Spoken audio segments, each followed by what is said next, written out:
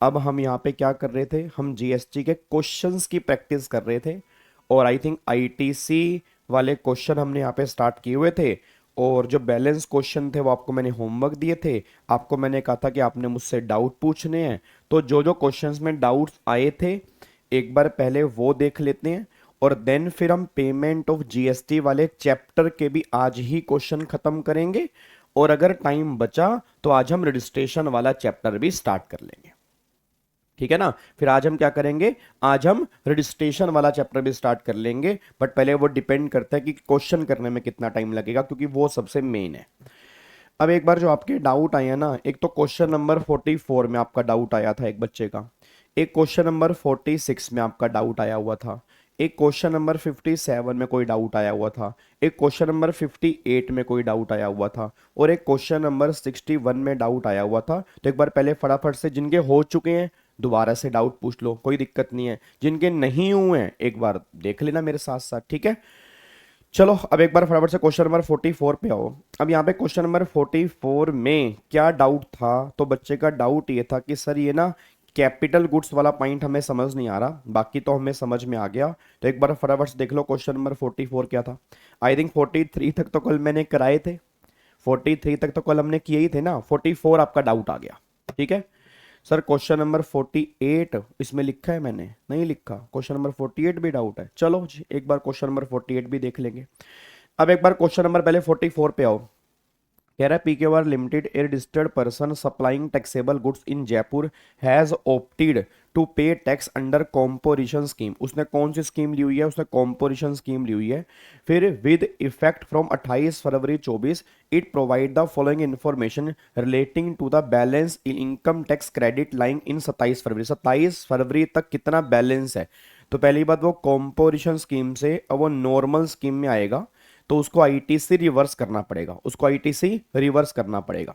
अब उसने फिर यहाँ पर क्या बोला जी, उसने यहाँ पर बोला है, उसने यहाँ पर बोला है, उसने यहाँ पर बोला है, अच्छा वो नॉर्मल से कॉम्पोजिशन में आ रहा है, वो नॉर्मल स्कीम से कॉम्पोजिशन में आ रहा है।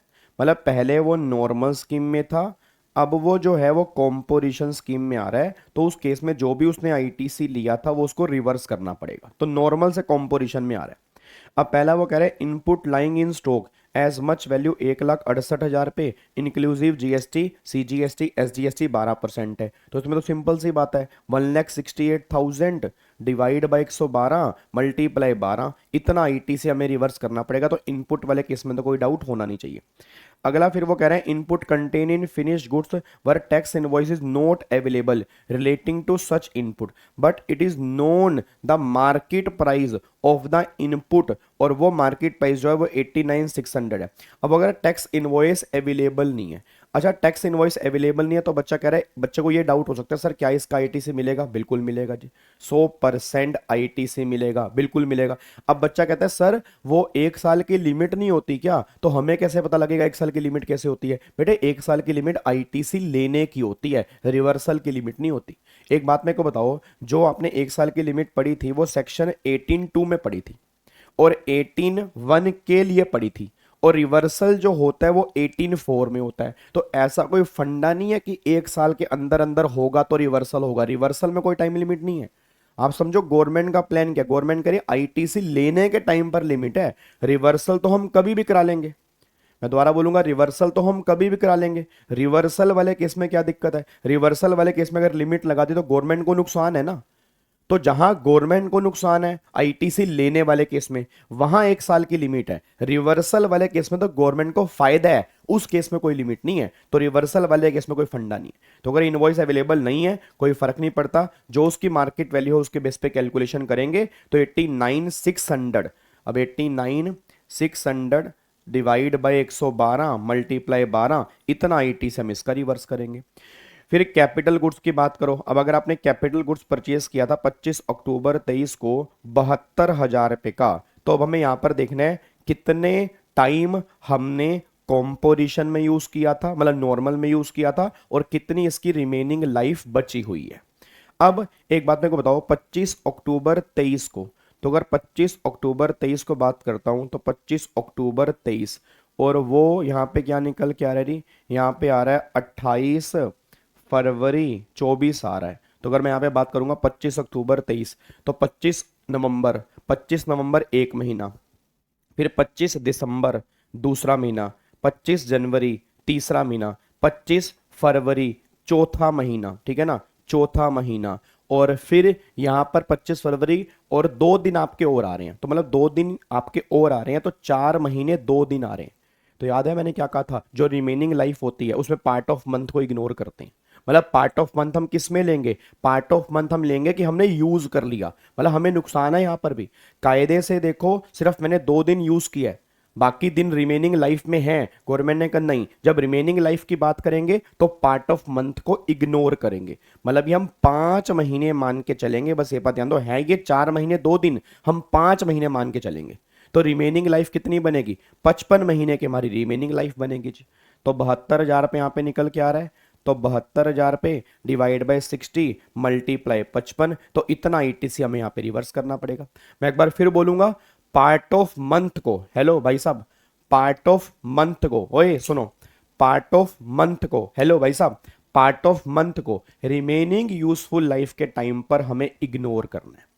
पार्ट ऑफ मंथ को रिमेनिंग यूजफुल लाइफ के टाइम पर इग्नोर करना है। जब मैं निकालूंगा कितने महीने यूज किया, उसमें पार्ट ऑफ मंथ को पूरा काउंट करेंगे, रिमेनिंग यूजफुल लाइफ में इग्नोर करेंगे, बस ये बात ध्यान दो। तो यहाँ 4 महीने 2 दिन है, हम ये मानेंगे कि 5 महीने आपने नॉर्मल स्कीम में यूज किया, 5 महीने नॉर्मल में, तो 55 महीने की रिमेनिंग लाइफ बचेगी, बस एक बात ध्यान दो। भल्ला साहब ने आते ही तबाही पे तबाही मचानी स्टार्ट कर दी।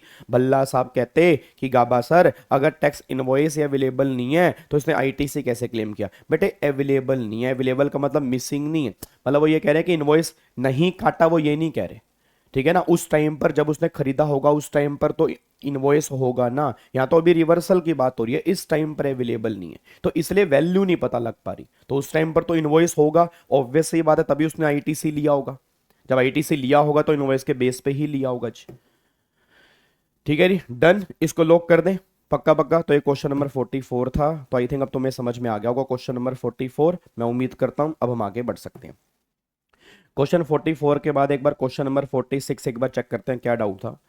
अच्छा, क्वेश्चन नंबर 46 तो ओहो ठीक है। क्वेश्चन नंबर 46 कह रहा है what would be your answer in question number 7। Actual में 7 की बात नहीं कर रहा है, यहाँ पे क्वेश्चन नंबर 45 आएगा। ये क्वेश्चन नंबर 45 है, जो ये वाला क्वेश्चन है ना, ये वाला इससे रिलेटेड वो क्वेश्चन है, इससे रिलेटेड। याद है आपको मैंने कल वाली क्लास में क्या कहा था, जब हम रिवीजन कर रहे थे आईटीसी की, तो मैंने कहा था जब भी हम कैपिटल गुड्स की सप्लाई करते हैं, तो कैपिटल गुड्स की सप्लाई वाले केस में जो रिवर्सल करते हैं, वो रिवर्सल कितना करते हैं, जितनी भी ट्रांजैक्शन वैल्यू होती है उसका जो जीएसटी बनता है वो, और फिर आईटीसी में से 5% ईच क्वार्टर माइनस करने के बाद बनेगा वो, इनमें से हायर वाला हम रिवर्स करते हैं। अगर आपको थोड़ा बहुत याद आ रहा, ऐसे ही करते हैं ना भाई, ट्रांजैक्शन वैल्यू का जीएसटी, ठीक है, और फिर आईटीसी में से 5% हटाने के बाद जो बनेगा, इसमें से हायर वाला जो है वो रिवर्स करते हैं। बट फिर मैंने कहा था कि ये हायर वाला कॉन्सेप्ट एप्लीकेबल नहीं होता, गवर्नमेंट का यहाँ पे एक सर्कुलर था कि यहाँ पे हायर वाला कॉन्सेप्ट एप्लीकेबल नहीं होगा। टूल्स हो गया, ठीक है, रिक्स हो गया, फिक्सचर्स हो गया, रिफैक्ट्रीज हो गया। रिफैक्ट्रीज का मतलब जिन टूल्स को हम दोबारा से यूज कर सकते हैं। तो देखो यहाँ पे उसने वही बोला है, कह रहा है what would be your answer in question 45, capital goods in question are refractory bricks which are remove as scrap. अगर आप इसको एज ए स्क्रैप बेच रहे हो, ट्रांजैक्शन वैल्यू इतनी है, तो इसमें हायर वाला फंडा नहीं है, इसमें हायर वाला फंडा नहीं है, इसमें जितना ट्रांजैक्शन वैल्यू का जीएसटी बनेगा बस उतना ही हमें रिवर्स करना है। ध्यान रखना, अगर हम एज ए स्क्रैप बेच रहे हैं तो एज ए स्क्रैप वाले केस में हायर वाला फंड एप्लीकेबल नहीं होगा, जितनी ट्रांजैक्शन वैल्यू होगी उसी का ही जीएसटी रिवर्स करना पड़ेगा। तो यहां पर 25,000 रुपए का मेरे ख्याल से इन्होंने रिवर्स कर दिया होगा। अब 25,000 रुपए का 18% जीएसटी होगा शायद, तो 25,000 रुपए का 18% अगर निकालूंगा तो 4500 डिवाइड बाई 2, तो 2250 रुपए का रिवर्सल है। ठीक है, 2250 रुपए का रिवर्सल है। तो ये हमारा क्वेश्चन नंबर 46 आएगा, बस ये पर ध्यान दो। उसके बाद एक बच्चे का क्वेश्चन नंबर 48 में भी डाउट आ रहा है। क्वेश्चन नंबर 48 में, अब क्वेश्चन नंबर 48 में डाउट मेरे को समझ में आ गया क्या आ रहा है। याद है क्वेश्चन नंबर 48 हमने एक डिस्कस किया था सेक्शन नंबर 18.3, जहां पर मैंने कहा था कि अमलगामेशन, मर्जर, डी मर्जर वाले केस में जो पुराना आईटीसी होता है वो नए वाली कंपनी अनयूटिलाइज आईटीसी को कैरी फॉरवर्ड कर सकती है। अब ये केस डी मर्जर वाला है। तुम जानते हो डी मर्जर क्या होता है? अकाउंट्स में अगर तुमने थोड़ा बहुत पढ़ा हो डी मर्जर क्या होता है, नहीं तो मैं तुम्हें बताता हूँ। डी मर्जर का मतलब क्या होता है कि एक कंपनी से दो कंपनी आगे बन रही है। मतलब ये कंपनी अपने आप को डीमर्ज करके अपने में से दो कंपनी निकाल रही है, तीन कंपनी निकाल रही है, चार कंपनी निकाल रही है, उसको डीमर्जर बोलते हैं। जैसे वेदांता ने डीमर्जर किया, जैसे रिलायंस ने डीमर्जर किया, आईटीसी ने डीमर्जर किया। तो बहुत सारी कंपनी प्रैक्टिकल लाइफ में अपने आप को डीमर्ज करती हैं। डीमर्ज का मतलब होता है अपने आप को अलग कर देना, अपने डिपार्टमेंट अलग कर देना।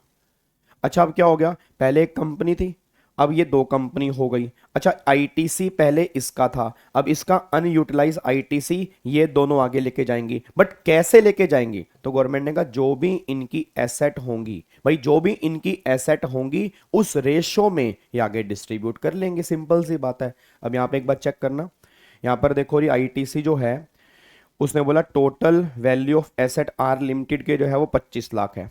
फिर unutilise credit CGST, SGST, IGST का 60, 45 और 84 है। Value of asset R X cement और आर वाई, मतलब ये दोनों कंपनी जो अकेले वाली हैं, वो है 12 और 13। तो बस इस रेशो में हमें डिस्ट्रीब्यूट कर देना है। तो इस रेशो में डिस्ट्रीब्यूट कर देंगे तो क्रेडिट कितना है? पहले वाले का तो 60,000, यहाँ पे आईजीएसटी का कितना है जी? आईजीएसटी का सॉरी सीजीएसटी का 60,000 पे है, तो सीजीएसटी का 60,000 पे है तो उसको डिस्ट्रीब्यूट कर दो। यहाँ पे 12 डिवाइड बाय 25, ठीक है ना, यही होगा ना, 12 डिवाइड बाय, हाँ तो 12 डिवाइड बाय 25 मल्टीप्लाई 60, तो 60,000 मल्टीप्लाई 12 डिवाइड बाय 25 तो 28,800 रुपये इतना आ गया जी। फिर यहाँ पे 13 डिवाइड बाय 20 मल्टीप्लाई 60, तो 13 डिवाइड बाय 60 मल्टीप्लाई 25, तो फिर यहाँ पर बैलेंस 31,200 का यहाँ पर बन गया जी। ठीक है, इस रेशो में डिस्ट्रीब्यूट कर दो। हाँ, टाटा मोटर्स का भी हुआ जी, बिल्कुल सही बात है, टाटा मोटर्स का भी हुआ। ऐसे ही अब यहाँ पे एसजीएसटी है 45,000 रुपये का, इसको भी सेम 12:13 की रेशो में डिस्ट्रीब्यूट कर दो, तो ये 12:13 की रेशो में डिस्ट्रीब्यूट है। ऐसे ही यहाँ पे मान लो आईजीएसटी है, इसको भी 12:13 की रेशो में डिस्ट्रीब्यूट कर दो, ठीक है। बट ये पॉइंट एप्लीकेबल जो होगा ये एप्लीकेबल होगा डी मर्जर वाले केस में, क्योंकि मर्जर वाले केस में तो कोई दिक्कत ही नहीं है ना। मर्जर वाले केस में तो एक ही कंपनी बन रही है, जो कंपनी बन रही है उसी के पास सारा एटीसी जाएगा। मेन प्रॉब्लम आती है डी मर्जर वाले केस में क्या होगा? तो डी मर्जर वाले केस में जितनी इनकी एसेट्स मिलती हैं इनको, उस रेशो में हम क्रेडिट को डिस्ट्रीब्यूट कर देते हैं, ठीक है। तो ये डीमर्जर वाला केस था, इसलिए जो इनकी एसेट्स होंगी तो इस रेशो में हमने क्रेडिट को डिस्ट्रीब्यूट कर दिया। ये हमारा क्वेश्चन नंबर 48 निकल के आता है। क्या बात मेरी समझ में आ रही है? पक्का पक्का? क्या इसको लॉक कर दे? चलो अब अगले पॉइंट पर आओ जी। फिर क्वेश्चन 48 के बाद आपने मुझसे डाउट पूछा था 57। अब एक बार आते हैं क्वेश्चन नंबर 57 में क्या डाउट है आपका। लो जी 57। अच्छा हाँ, 57 में एक बच्चे ने डाउट पूछा हुआ था, कह रहा था गाबे के बच्चे एक बात बता, तू अपने आप को बदल क्यों रहा है?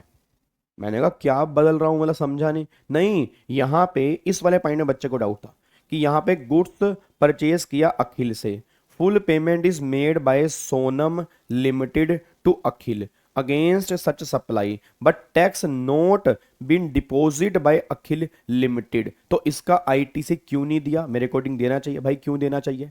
एक बात मेरे को बताओ, मेरा पूरी क्लास से क्वेश्चन है, जो कंडीशंस होती हैं 16 की, आपको मैंने वहां पर भी कहा था कंडीशन में कहीं ये नहीं लिखा ये सप्लायर है ये रिसीवर है।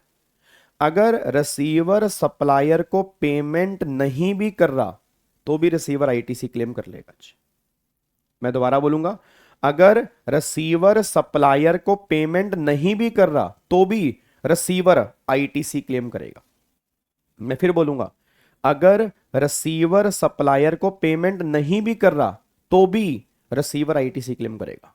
बट ये बात ध्यान देना, आईटीसी में कोई दिक्कत नहीं है, बट कंडीशन ये बात कहती है चाहे तो पेमेंट कर या ना कर, बट गवर्नमेंट को जीएसटी देना तो जरूरी है भाई। अगर इसने पेमेंट की है तो भी गवर्नमेंट को जीएसटी पे करना है, अगर इसने पेमेंट नहीं की है तो भी ये अपनी जेब से गवर्नमेंट को जीएसटी पे करेगा। ये कोई मैटर थोड़ा करता है कि भैया इसने पेमेंट नहीं की तो ये गवर्नमेंट को जीएसटी पे नहीं करेगा, ये कोई बात थोड़ा होती है। गवर्नमेंट को जीएसटी तो देना ही पड़ता है, क्योंकि इनवॉइस तो इशू हो चुका है, टाइम ऑफ सप्लाई भी निकल चुका है, तो गवर्नमेंट को जीएसटी देना पड़ेगा। अब वो कह रहा है यहां पर पेमेंट कर दी है, अब वो कह रहा है यहां पर पेमेंट कर दी है, बट गवर्नमेंट को जीएसटी पे नहीं किया।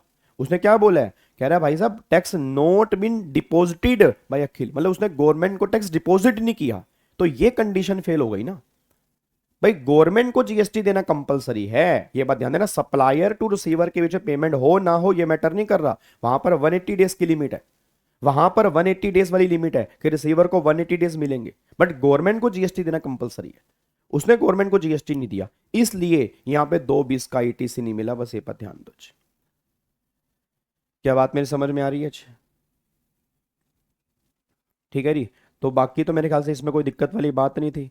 Purchase of goods not to be business purpose इसका मिलेगा नहीं, विदाउट इनवॉइस इसका भी नहीं मिलेगा, और ये सितंबर है, मिले अक्टूबर में तो इसका भी नहीं मिलेगा, और valid invoice payment to Vikram for such purchase in the month of, अच्छा उसमें कोई फर्क नहीं पड़ता, इसका मिलेगा। तो बस यहाँ पर ये तो कोई दिक्कत नहीं, 38,000 का मिलेगा। बिल्कुल सिंपल क्वेश्चन था यार, ऐसे ऐसे क्वेश्चन तो हम पहले भी कर चुके थे। ठीक है ना, क्लियर है ना बिल्कुल। तो ये कोई बिल्कुल सिंपल ही था। अच्छा फिर 57 के बाद 58 में एक बच्चे को डाउट था वर्क कॉन्ट्रैक्ट वाला। वर्क कॉन्ट्रैक्ट वाला एक बार दोबारा क्लैरिटी से सुन लो। देखो जो 17.5 है ना, 17.5 में लिखा है भाई वर्क कॉन्ट्रैक्ट और कंस्ट्रक्शन कॉन्ट्रैक्ट। वर्क कॉन्ट्रैक्ट और कंस्ट्रक्शन कॉन्ट्रैक्ट अगर related to plant and machinery है तो आईटीसी ब्लॉक नहीं है, आईटीसी मिलेगा, तो आईटीसी मिलेगा जी। ठीक है ना, तो आईटीसी मिलेगा। ठीक है, तो आईटीसी मिलेगा। बट गवर्नमेंट ये बात कह रही है, बट ये गवर्नमेंट कह रही है अगर ये लैंड एंड बिल्डिंग से रिलेटेड है तो आईटीसी नहीं मिलेगा, बट लैंड एंड बिल्डिंग वाले केस में भी आईटीसी मिल जाएगा अगर खर्चा आपने कैपिटलाइज नहीं किया, मतलब पी&एल में डेबिट किया तब मिल जाएगा। अब यहां पर उसने क्या बोला, वर्क कॉन्ट्रैक्ट सर्विस है availed for construction of staff quarter, तो भाई स्टाफ क्वार्टर तो बिल्डिंग हो गया ना, स्टाफ क्वार्टर तो बिल्डिंग हो गया, तो बिल्डिंग के लिए वर्क कॉन्ट्रैक्ट आईटीसी मिलेगा ही नहीं, और उसने कहीं नहीं कहा खर्चा कैपिटलाइज नहीं किया। तो अगर एक्सपेंडिचर कैपिटलाइज के बारे में कुछ बोला ही नहीं है तो ऑलवेज हम तो ये मानेंगे ना एक्सपेंडिचर कैपिटलाइज हुआ, तो इसलिए इसका आईटीसी ब्लॉक है, इस पे आईटीसी नहीं मिलेगा जी। सर सेम क्वेश्चन 57 में है सर, इसमें क्वेश्चन 57 सेम कॉन्सेप्ट लग रहा है, क्या कह रहे हो, क्या सेम कॉन्सेप्ट लग रहा है? 57 तो ये है,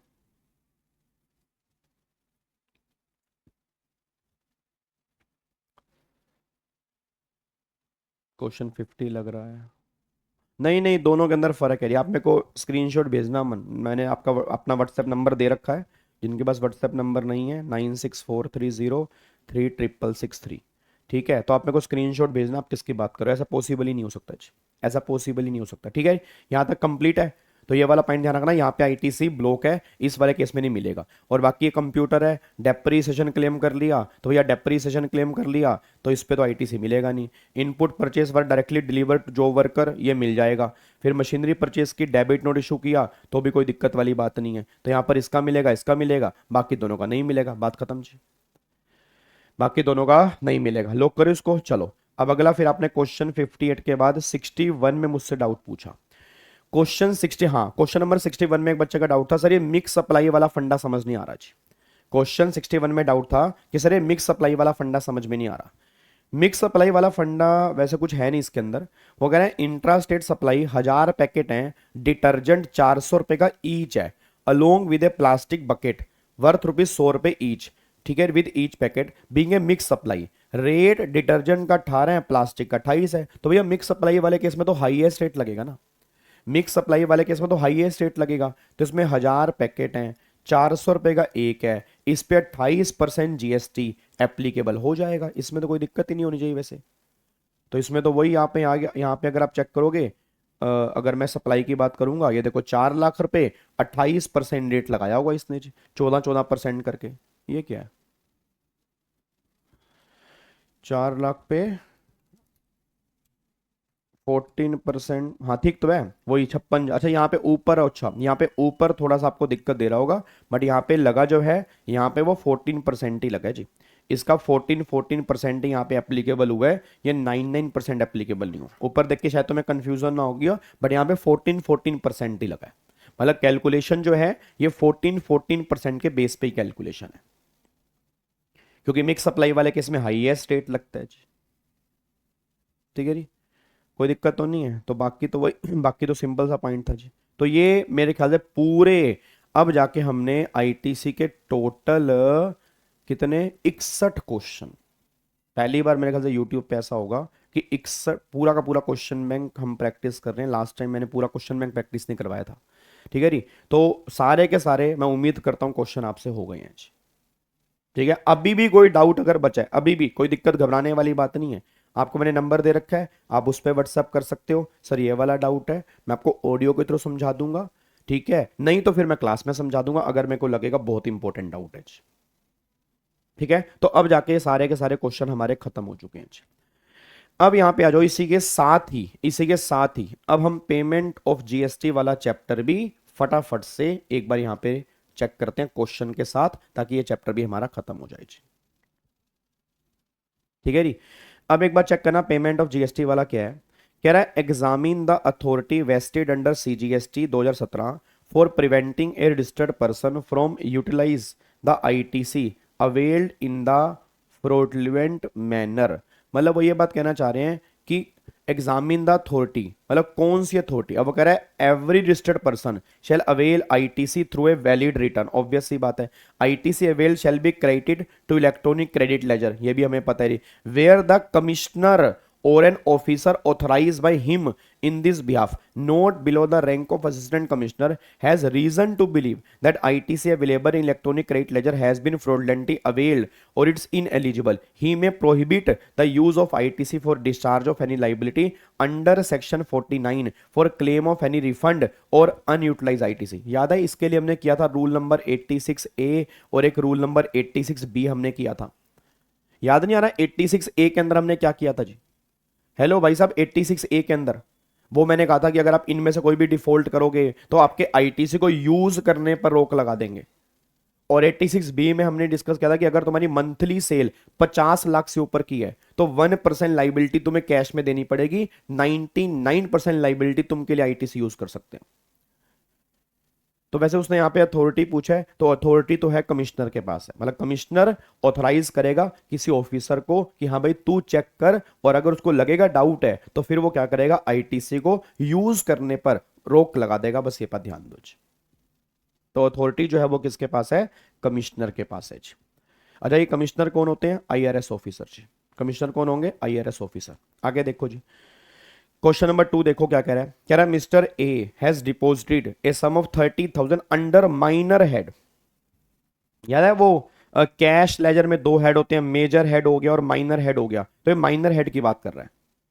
तो डिपॉजिट करवाए 30,000 अंडर माइनर हेड, कौन सा? Interest column for the major head IGST. ठीक है, at the time of filing of GST 3B for a particular tax period, he noticed that there is no sufficient amount under the minor head tax towards payment of 30,000. When approached with jurisdictional tax officer, Mr. A was guided to deposit the tax amount under proper head of account and claim refund for the remittance of amount deposit under the interest. Examine relevant provision of CGST towards payment of tax and compliance with the law. अब उसको refund लेने की need ही नहीं है। ठीक है, वो कह रहा है मैं रिफंड लेके वहां पे जमा कराऊंगा, उसको रिफंड लेने की नीड ही नहीं है। अब तो माइनर हेड मेजर हेड में इंटरनली जा सकता है, एक फॉर्म भरना पड़ता, कौन सा? जीएसटी पीएमटी 09, अगर आपको याद आ रहा हो तो यहाँ पे जीएसटी पीएमटी 09 फॉर्म भरना पड़ता है। तो ये जो माइनर हेड इंटरेस्ट वाला पैसा है ये हम टैक्स के कॉलम में भी ट्रांसफर कर सकते हैं, कोई दिक्कत वाली बात नहीं है, उसके लिए टेंशन लेने वाली बात नहीं है। ठीक है जी, तो आप अपना जीएसटी पीएमटी 09 फॉर्म भरोगे। देखो यहां पर जी, section 49 of CGST has registered person for transferring the amount of deposit under any amount of minor head, that is interest penalty etcetera of to any of the head of IGST, CGST and make the payment of taxes taxes thereupon. Accordingly, Mr. A need not deposit to tax amount under tax claim a refund of remittance of amount deposit under the head. Instead of using GST PMT 09, such amount can be transferred suo moto on the common portal from interest to tax head and tax liability to be paid. कोई दिक्कत वाली बात नहीं है, तुम आपस में set of कर सकते हो, ठीक है ना, तो कोई दिक्कत वाली बात नहीं है, आप इसको ट्रांसफर कर सकते हो और फ्रीली ट्रांसफरेबल है, कोई दिक्कत वाली बात नहीं है, फ्रीली ट्रांसफरेबल है जी, ठीक है। उसके बाद ये क्वेश्चन थोड़ा सा तुम्हें दिक्कत दे सकता है जी, इस क्वेश्चन को थोड़ा ध्यान से देखना, ये तुम्हें दिक्कत दे सकता है, बट है ये इजी, बट तुम्हें पता नहीं क्यों दिक्कत दे सकता है, मुझे लग रहा है, तो क्वेश्चन ध्यान से पढ़ना। कह रहा है PPC limited has availed input tax credit for 54,000 IGST during the Feb 2022 on a particular purchase. Accounting records for the above purchase indicate that IGST paid to supplier is 45,000 as per the bill received. GSTR 1 uploaded by the supplier for the above supply indicate 45,000 as tax paid. Examine as per GST provision what value shall be updated in the ledger maintained on the behalf on the common portal. अब पता क्या कहना चाह रहा है, कह रहा है आईटीसी बनता था 54,000 का, अपलोड जीएसटीआर 1 में किया 45,000 रुपए का, 45,000 रुपए का, तो 2B में 45,000 रुपए का शो हो रहा है, बट तुम क्रेडिट लेजर में कितना क्रेडिट होगा, क्रेडिट लेजर में ऑटोमेटिक नहीं आता, 2B में ऑटोमेटिक आता है।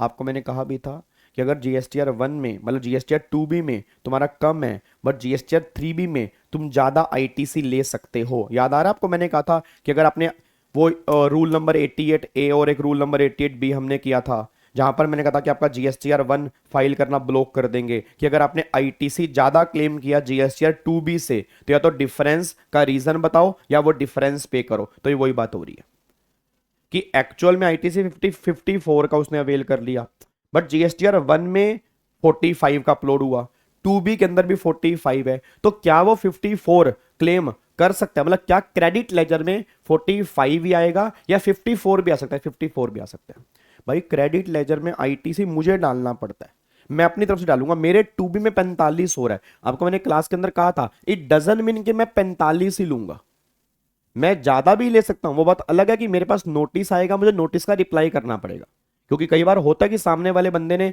इनवॉइस अपलोड ना की हो।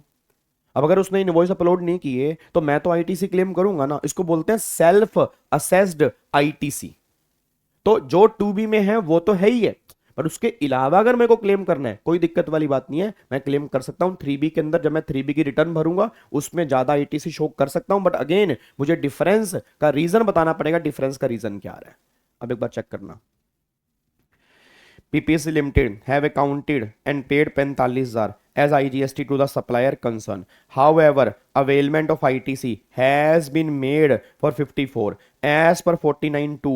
वो कह रहा है ITC as self assessed in the return of a registered person shall be credited electronic credit ledger. Accordingly, electronic credit ledger shall be updated with 54,000 as per self assessed return to be filed February. Though ITC shown by supplier is only 45, उसने 45 show किया है, but मेरा credit ledger जो है 54 से होगा, क्योंकि credit ledger में जो पैसा आता है वो सेल्फ असेस वाला आता है। बात समझ में आ रही है? तो रटने वाला बच्चा ध्यान दे, क्रेडिट लेजर के अंदर पैसा कभी भी 2B वाला सेम नहीं आता। 2B का मतलब है कि इतना मेरा आईटीसी बनता है, ये मैं ले सकता हूं, इतने इनवॉइस अपलोड हो चुके हैं। पर जब क्रेडिट लेजर की बात होगी वो मैं अपने अकॉर्डिंग डालूंगा कि मेरे को 45 ही डालना है या 45 से कम डालना है या 45 से ऊपर डालना है। तो अगर मैंने सेल्फ असेस करके 54 किया तो 54,000 ही क्रेडिट लेजर के अंदर क्रेडिट होगा। बस ये पर ध्यान दो। क्या बात समझ में आ रही है? बस आपको रीजन देना होगा, ये जो डिफरेंस है कि आपने डिफरेंस क्यों ज्यादा क्लेम किया इसका आपको रीजन देना पड़ेगा, या अगर कोई रीजन नहीं है तो डिफरेंस आपको देना पड़ेगा, नहीं तो फिर आप अगली बार के लिए जीएसटीआर 1 फाइल कर ही नहीं पाएंगे, क्योंकि जीएसटीआर 1 फाइल करना ब्लॉक हो जाएगा, इवन आपका ईवे बिल भी ब्लॉक हो जाएगा फिर उसके बाद। जी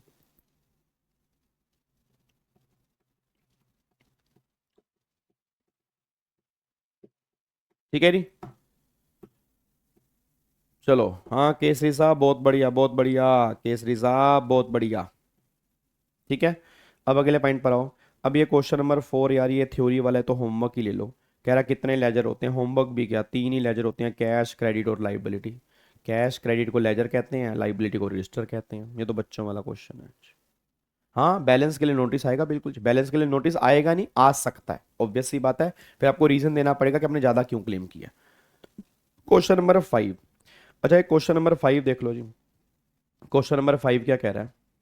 कह रहा है ABC and company has defaulting has defaulted in filing return under section 39 in that is GST 3B for March 22 within the time specified due date. Reason for such delay is attributable to delay in closure of books of accounts for March which have been finalized during May.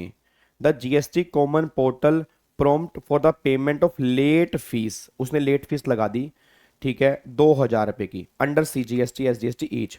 Accountant है, पता नहीं कौन accountant है, ABC and company वो तुमसे confirmation मांग रहा है for payment of such late fees through balance available electronic credit ledger for the late fees, give guidance in this regard. भाई साहब वैसे तो देखो हम सीए बने नहीं है, मतलब तुम्हारी बात कर रहा हूं, मैं तो बन चुका हूं, बट इस पे तो तुम भी दे सकते हो।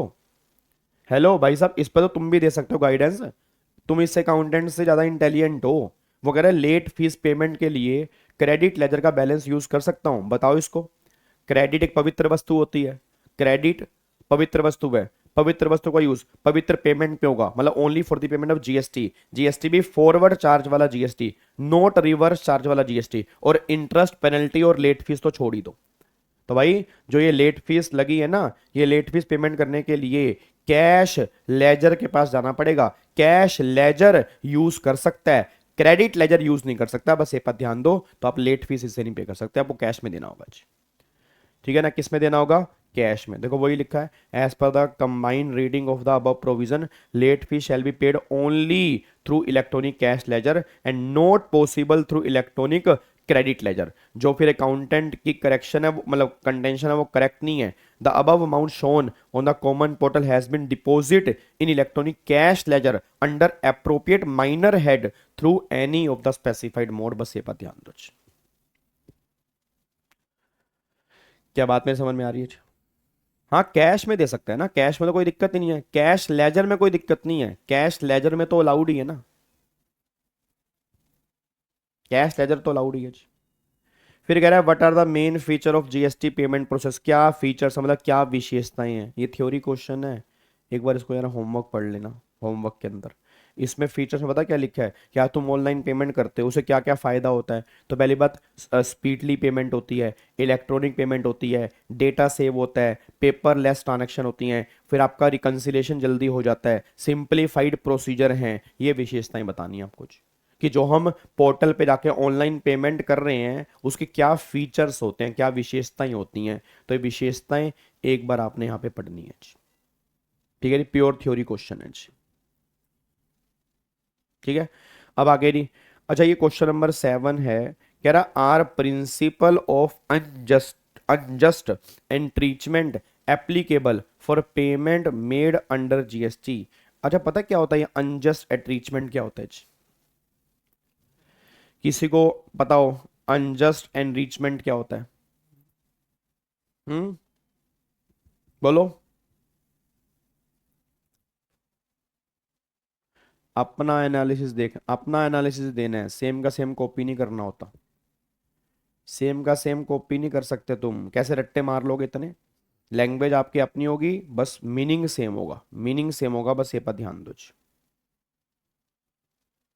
हाँ जी, पता है किसको क्या होता है अनजस्ट एनरिचमेंट क्या होता है? नहीं, अनजस्ट एनरिचमेंट का मतलब मेरे बच्चे ये होता है, पढ़ा पढ़ है सर लो में क्या होता है, फिर बताओ पढ़ा है तो क्या होता है? मैं बोलो, चलो मैं तुम्हें समझाता हूं। जीएसटी के पॉइंट ऑफ व्यू से अनजस्ट एनरिचमेंट का मतलब ये होता है कि आपने जीएसटी का बर्डन सामने वाले पर पास ऑन कर दिया, बर्डन आपकी जेब पर नहीं है। क्योंकि अगर बर्डन पास ऑन किया तभी वो सामने वाला क्रेडिट ले पाएगा या उसका रिफंड क्लेम कर पाएगा। इसको अनजस्ट एनरिचमेंट बोलते हैं। बट कुछ इसकी एक्सेप्शन भी हैं, जैसे एक्सपोर्ट वाले केस में। अब एक्सपोर्ट वाले केस में बर्डन तुम पास ऑन नहीं कर सकते, क्योंकि एक्सपोर्ट वाले केस में आगे टैक्स लगता ही नहीं है, फिर उस केस में आईटीसी का रिफंड तुम्हें मिल जाता है। तो अनजस्ट एनरिचमेंट का मतलब ये होता है कि अपना जीएसटी का बर्डन हमने, जो हमारे ऊपर था, वो हमने कंज्यूमर को पास ऑन कर दिया। तो क्या ये जीएसटी में एप्लीकेबल होता है? बिल्कुल एप्लीकेबल होता है जी, 100% एप्लीकेबल होता है। इसी के ऊपर तो जीएसटी टिका हुआ है, क्योंकि जीएसटी में जो बर्डन जीएसटी का है वो कंज्यूमर की जेब पर ही तो जाता है। तो कह रहे हैं क्या ये एप्लीकेबल होता है? यस एप्लीकेबल होता है। देखो इसने लिखा भी है, कह रहा है एवरी पर्सन, कहां गया, every person who has paid the tax on goods और सर्विसेज और both unless the contrary is proved them, they क्या लिखा है, deemed to have passed on the full incidence of such tax to the recipient of such goods or service। मतलब ये हम मान के चलेंगे, मैं दोबारा बोलूंगा, ये हम मान के चलेंगे, माना या ना मानो, मानना है कि तुमने बर्डन पास ऑन कर दिया। नहीं किया तो बताना पड़ेगा, नहीं किया तो बताना पड़ेगा, नहीं तो ये मान लिया जाएगा कि जो बर्डन था वो रिसिपिएंट की जेब पे पास ऑन हो चुका है, क्योंकि उसके बेस पे वो आईटीसी क्लेम करेगा। बस ये पर ध्यान दो। तो ये एग्जाम के लिए मुझे इतना रेलिवेंट लगता नहीं है, बट पता होना चाहिए आपको ये क्या होता है। ठीक है, आगे देखो, state the name of output tax under GST. बताओ आउटपुट टैक्स का मतलब क्या होता है? पता तो है आउटपुट टैक्स का मतलब क्या होता है, जीएसटी होता है, चाहे वो सीजीएसटी है, एसजीएसटी, यूटीजीएसटी, आईजीएसटी। ठीक है, बट आरसीएम वाला टैक्स नहीं होता जी, ओनली फॉरवर्ड चार्ज वाला टैक्स यहाँ पे आएगा, आरसीएम वाला टैक्स यहाँ पे नहीं आएगा जी, क्योंकि जीएसटी का क्रेडिट हम यूज कर सकते हैं for the payment of output tax, और आउटपुट टैक्स में आरसीएम वाली लाइबिलिटी यहाँ पे नहीं आती जी। सर मैं अटेम्प्ट आ रहा है, डर लग रहा है। हाँ तो डर लग रहा है तो पढ़ना, तब जाके डर खत्म होएगा। अच्छे से पढ़, बहुत बढ़िया तरीके से पढ़, बहुत शिद्दत से पढ़, फिर सारा डर खत्म हो जाएगा मेरे बच्चे। ठीक है, आओ फटाफट से आओ, अगले क्वेश्चन पे आओ जी। क्वेश्चन नंबर 10 देखो यार, question number 9 sorry. Sahil supplier of taxable goods in Karnataka, he got registered under GST in the month of September 22 and wished to pay his IGST liability for the month. Since he is making the GST payment for the first time, he is the view that he need to mandatorily have the online banking facility to make the payment of GST. Offline payment is not permitted under GST. You are required to apprise Sahil regarding the various modes of deposit in electronic cash ledger. Further advise him the following। मतलब पहले तो आपको इसके बारे में बताना है, दूसरा फिर इसके बारे में बताना है। पहली बात, क्या वो ऑनलाइन पेमेंट कर सकता है? नहीं कर सकता। उसको ऑनलाइन सॉरी ऑफलाइन पेमेंट कर सकता है? नहीं कर सकता। उसको पेमेंट ऑनलाइन ही करनी पड़ेगी, बट 10,000 तक की पेमेंट जो है वो ओवर द काउंटर कर सकता है। अदरवाइज पेमेंट जो होगी वो क्रेडिट लेजर से होगी या कैश लेजर से होगी। कैश लेजर में जमा करवाने के UPI, NEFT, IMPS, ITGS, debit card, credit card, इनसे हो सकते हैं। बट उसने बोला क्या ऑफलाइन कर सकते हैं? ऑफलाइन कर सकते हो, कोई दिक्कत वाली बात नहीं है, बट ऑफलाइन पेमेंट जो होगी वो आपकी 10,000 तक होगी, उसके बाद ऑफलाइन पेमेंट तुम कर नहीं पाओगे। तो पहले का तो आंसर इतना है, पहले का तो आंसर इतना है। क्या बात समझ में आ रही है? फिर वो कह रहा है मैनुअल चलान अलाउड है ना जी, मैनुअल चलान तो होता ही नहीं है। आजकल तो इलेक्ट्रॉनिक चलान होते हैं ना, पेमेंट चलान होते हैं। आपने कभी पेमेंट का चलान देखा? GST PMT. अगर मैं आपको पेमेंट का चलान यहाँ पे दिखाऊं, वैसे मैंने आपको रेगुलर बैच के अंदर दिखाया था, वैसे जो पेमेंट का चलान होता है वो होता है ऑनलाइन ही होता है, मतलब उसमें मैनुअल चलान वाला कोई फंडा नहीं है। ठीक है ना, उसमें कोई मैनुअल चलान वाला फंडा नहीं होता, वो ऑनलाइन ही होता है। तो आपको मैं दिखाता हूँ, ये देखो ये जीएसटी चलान है, ये देखो जी। आपको अगर यहाँ पे दिख रहा हो, पता नहीं अब दिखेगा नहीं दिखेगा, ये देखो जी यहाँ पे, ये देखो जीएसटी पीएमटी 06 अगर आपको यहाँ पे दिख रहा हो, ये पेमेंट इस तरह से चलान कटता ही, ये ऑनलाइन चलान है, अब मुझे जमा करवाना पड़ेगा। तो ये पेमेंट का चलान है जीएसटी पीएमटी 06, आपको मैंने क्लास के अंदर ही बता रखा है। 05 के अंदर कैश लेजर बनती है, 06 में पेमेंट का चलान होता है, और ये चलान 15 दिन के लिए वैलिड होता है। ये चलान जो है ये 15 दिन के लिए वैलिड होता है। अच्छा आपको यार एक बार दिखाई देता हूँ, आपको मजा आएगा, देखो आपको ना मजा आएगा। आपको रुको, अब आपको थोड़ा प्रैक्टिकली दिखा देता हूँ, एक सेकंड रुको, ये मैं यहाँ पे ना खोल के दिखा देता हूँ, आपको थोड़ा अच्छा लगेगा। इसमें ना माइनर हेड और मेजर हेड भी तुम्हें देखने को मिल जाएगा, इसमें माइनर हेड और मेजर हेड भी तुम्हें देखने को मिल जाएगा। ठीक है, एक सेकंड रुको।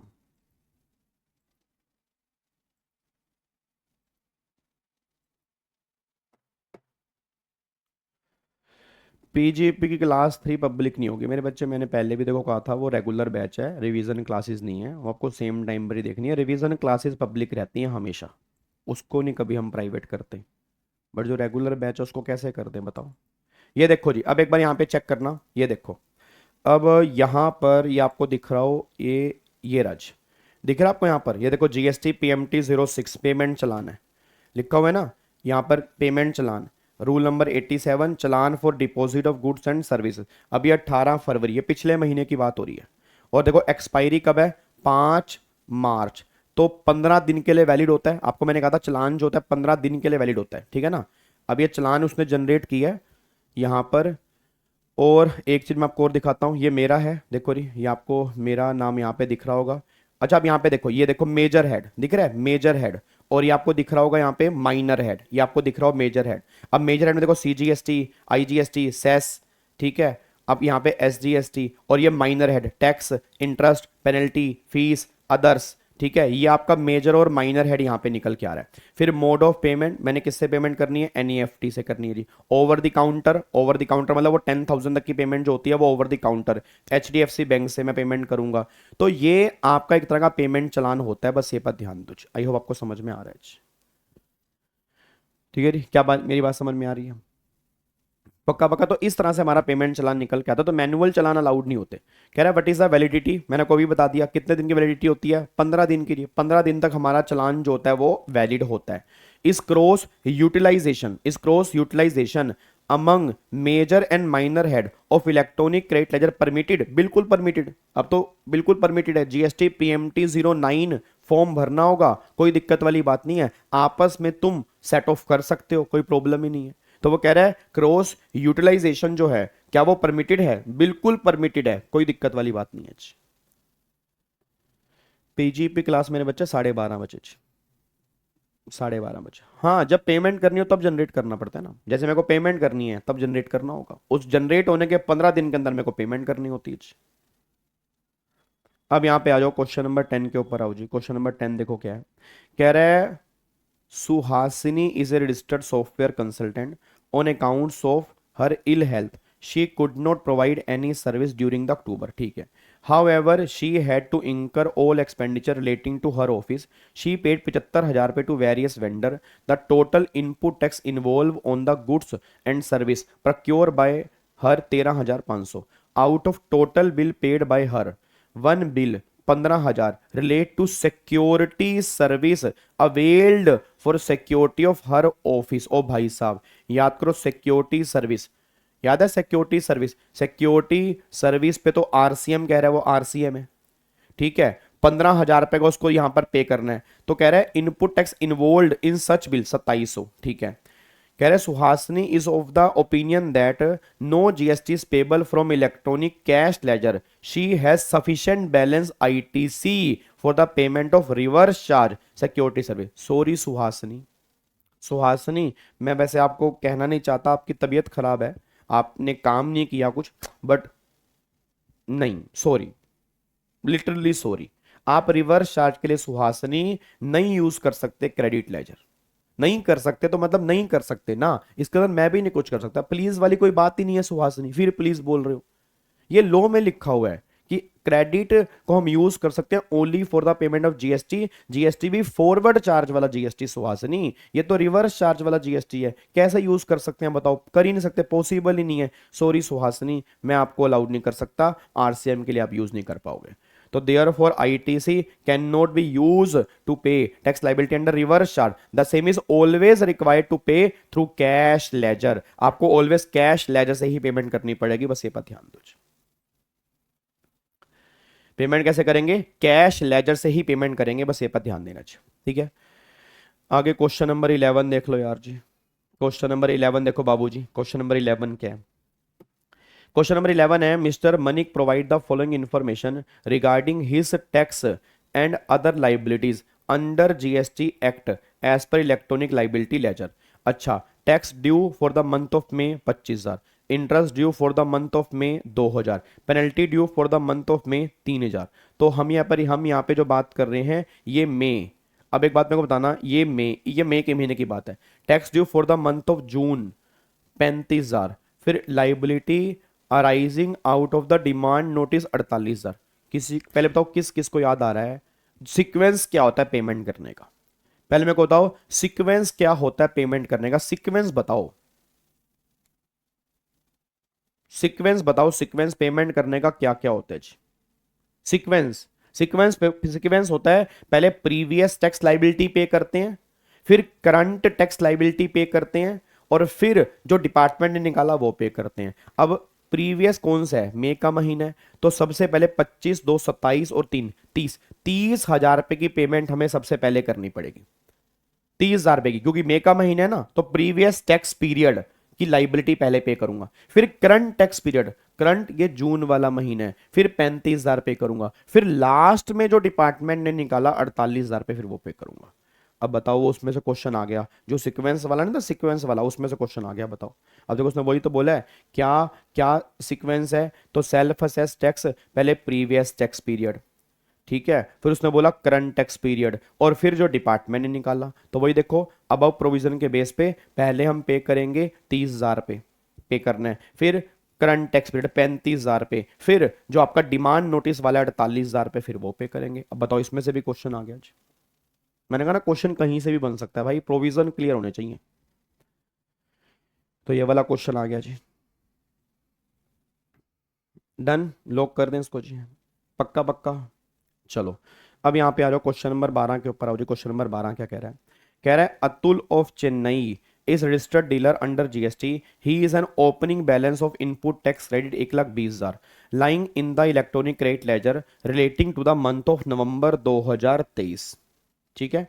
फिर during the month a legal proceeding has been initiated under the GST law which result in a tax liability 80,000 other than RCM, ठीक है। Atul agree with the tax liability and wants to use the balance lying in electronic credit ledger towards above payment. He seeks your opinion with regard to provision of GST law whether he is allowed to use amount lying in electronic credit ledger for making the payment of tax liability payable as the consequence of proceeding। हाँ कोई दिक्कत वाली बात ही नहीं है भाई, reverse charge में use नहीं कर सकते बस आप, इंटरेस्ट पेनल्टी में यूज नहीं कर सकते आप, तो ये तो जीएसटी लाइबिलिटी है, ये तो जीएसटी लाइबिलिटी है, और जो चाहे वो टैक्स प्रोसीडिंग से निकली है बट है तो जीएसटी लाइबिलिटी, फॉरवर्ड चार्ज वाली है, कोई दिक्कत वाली बात नहीं, आप यूज कर सकते हो। तो तुम्हारे पास बैलेंस पड़ा है 20 का, पेमेंट करनी है 80 की, अपना यूज कर लो, 40,000 रुपए का क्रेडिट तुम्हारा बच जाएगा जो तुम कैरी फॉरवर्ड कर सकते हो। तो यहाँ पे देखो जी अपना section 49 amount available in electronic credit ledger में be use for the making of payment towards output tax subject to the provision relating to order of utilisation lay down 49। Further output tax relating to taxable person is defined as per the chargeable to taxable supply of goods or service or both but exclude RCM। RCM बाहर निकाल दिया ना। Accordingly it is clarified that any payment towards output tax whether self assessed or payable as a consequence of any proceeding instituted by provision of GST law can be made by utilization of electronic credit ledger of a registered person। Therefore Mr. Atul is allowed to use amount lying in the electronic credit ledger for making payment of tax liability payable as consequence of legal proceeding। कोई दिक्कत वाली बात नहीं है, आप इसकी payment कर सकते हो, ठीक है। अब ये क्वेश्चन नंबर 13 है। अब ये क्वेश्चन 13 के बाद ना ये आपके होमवर्क है। होमवर्क क्यों दे रहे हो सर? क्योंकि हम कर चुके हैं, याद है वो output tax liability, input tax, अब ये तो कर ही सकते हो भाई। आईटीसी को आउटपुट से खत्म करना है, कैसे खत्म करना है वो हम पिछले ये एक्चुअल में ना कई क्वेश्चंस में दोबारा से रिपीट हो गए हैं, ठीक है। और ये क्वेश्चन नंबर 15 वो भी सेम वही क्वेश्चन है, 16 भी आपका होमवर्क है, ठीक है। 17 ये आपका आईटीसी और टैक्स लाइबिलिटी, ठीक है। उसके बाद फिर आपका 18 यही आउटपुट और ये क्रेडिट जो भी हम करके आए हैं ये वाले 18 क्वेश्चन। 19 ये वही वाला, देखो 19 वाला पहले यहाँ पे आउटवर्ड सप्लाई दे रखी है, ये इसका जीएसटी आएगा। फिर यहाँ पर ये इनवर्ड सप्लाई दे रखी है, ये इनवर्ड सप्लाई दे रखी है, इससे फिर मुझे आईटीसी मिलेगा जी। तो इससे मुझे क्या मिलेगा? आईटीसी मिलेगा, ठीक है।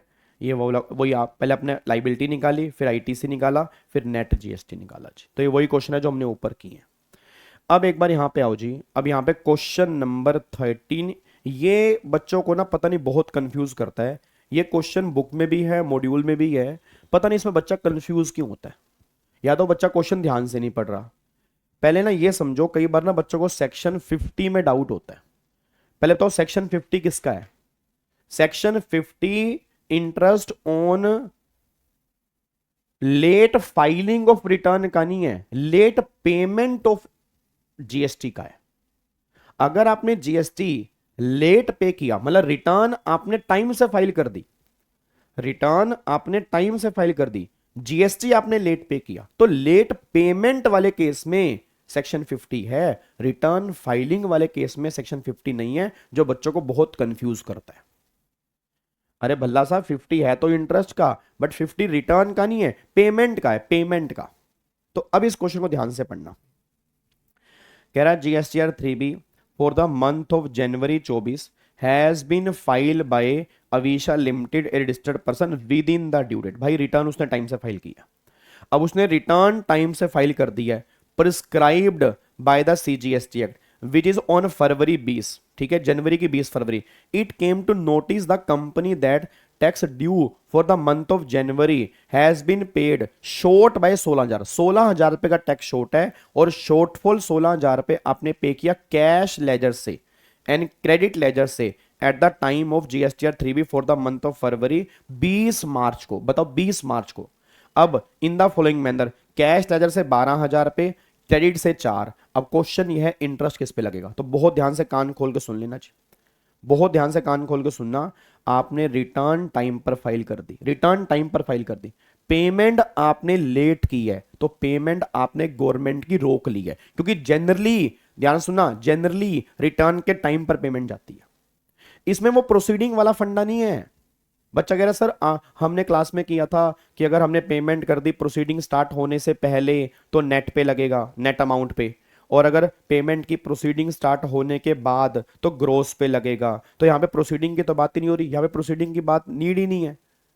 आप क्वेश्चन ध्यान से पढ़ो, रिटर्न आपने यहां पे फाइल की, पेमेंट आपने यहां की, आपने गवर्नमेंट का पैसा रोक लिया, क्योंकि पेमेंट कब करते हैं नॉर्मली, रिटर्न फाइलिंग के टाइम पर।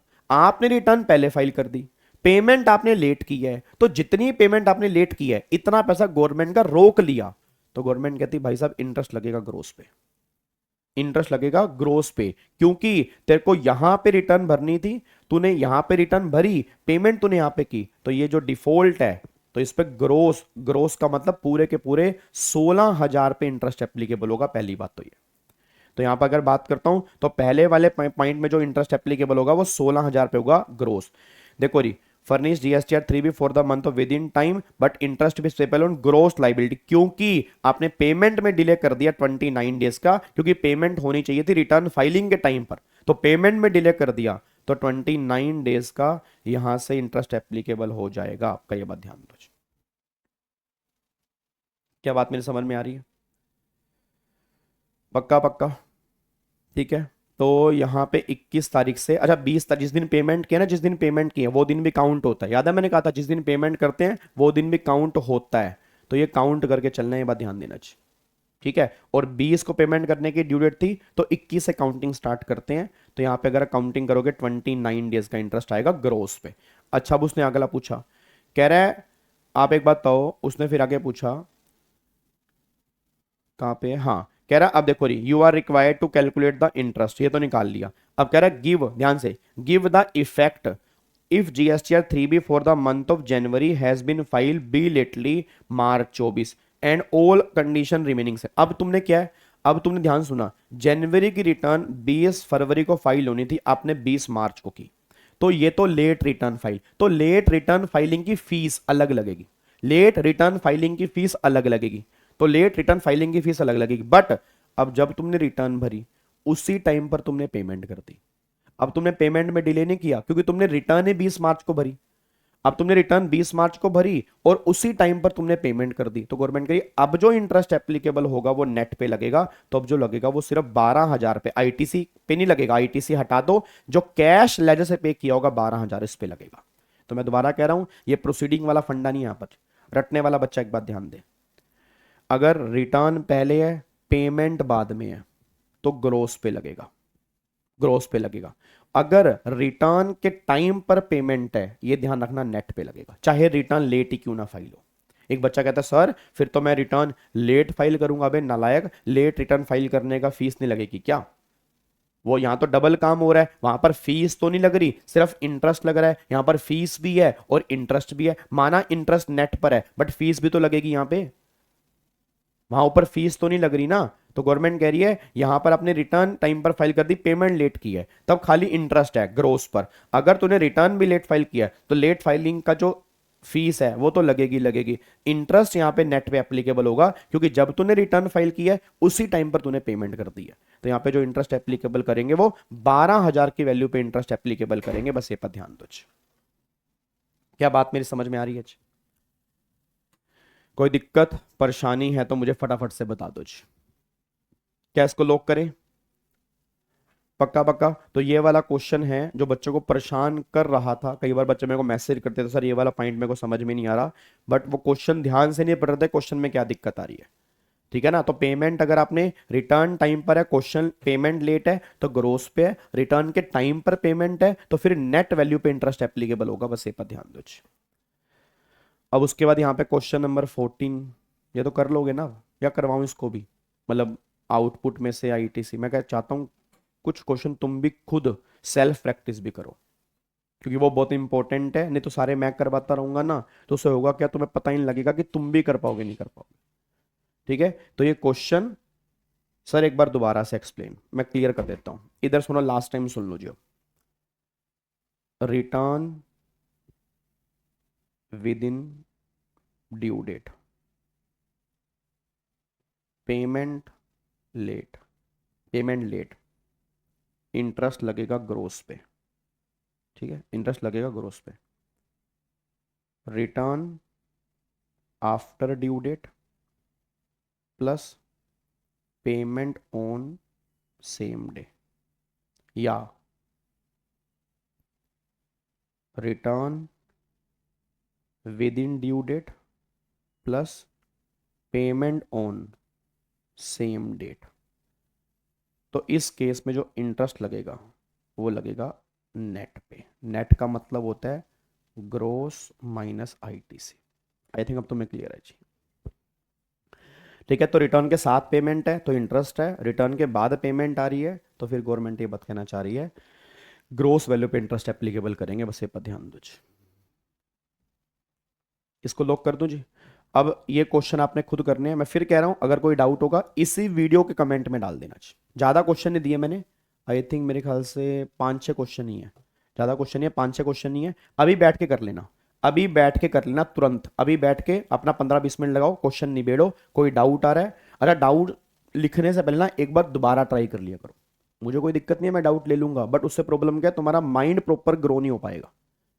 थोड़ा सा एक दो बार लड़ो उससे कि क्यों डाउट आ रहा है, क्या प्रॉब्लम आ रही है, प्रोविजन पढ़ के फिर दोबारा ट्राई करो। फिर नहीं हो रहा, बिल्कुल नहीं हो रहा, तब जाके आप कमेंट में डाल दो सर इस क्वेश्चन में डाउट है।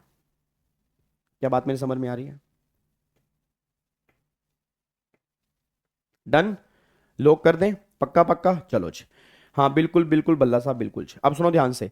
अब कल वाली क्लास में, कल वाली क्लास में, अच्छा कल वाली क्लास में प्लेस ऑफ सप्लाई कर लें।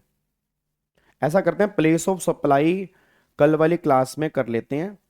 ठीक है? बताओ कल वाली क्लास में प्लेस ऑफ सप्लाई कर लें या रजिस्ट्रेशन करें? बताओ कौन सा करें? प्लेस ऑफ सप्लाई के क्वेश्चन है 26 क्वेश्चन है। प्लेस ऑफ सप्लाई या रजिस्ट्रेशन, बताओ क्या करें? बोलो, वोटिंग करो।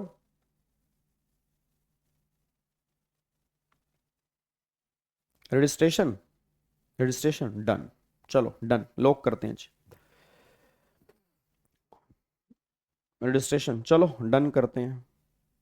ठीक है? Place of supply, place of supply, place of supply, registration, registration करने दोनों ही है यार। प्लेस ऑफ सप्लाई दोनों की बराबर वोटिंग है। चलो कोई ना कोई कल, फिर कल मैं तुम्हें सुबह ही बताऊंगा। फिर अब दोनों की बराबर वोटिंग है, कल सुबह ही बताऊंगा। कल सुबह पोल खोलूंगा कौन सा करना है। तुम दोनों चैप्टर की रिवीजन करके आ जाना एक बार, ऊपर ऊपर से ना दोनों देख लेना फटाफट से। ठीक है? दोनों में से कोई ना कोई तो स्टार्ट कर ही देंगे जी। दोनों में से कोई ना कोई तो स्टार्ट कर ही देंगे, ठीक है। चलो ओके जी, bye bye, tata, thank you so much, जय हिंद, God bless you, love you all, bye bye, take care. Like करो वीडियो को, शेयर करो, सब्सक्राइब करो चैनल को और मैक्सिमम कमेंट करो। Thank you so much, bye bye.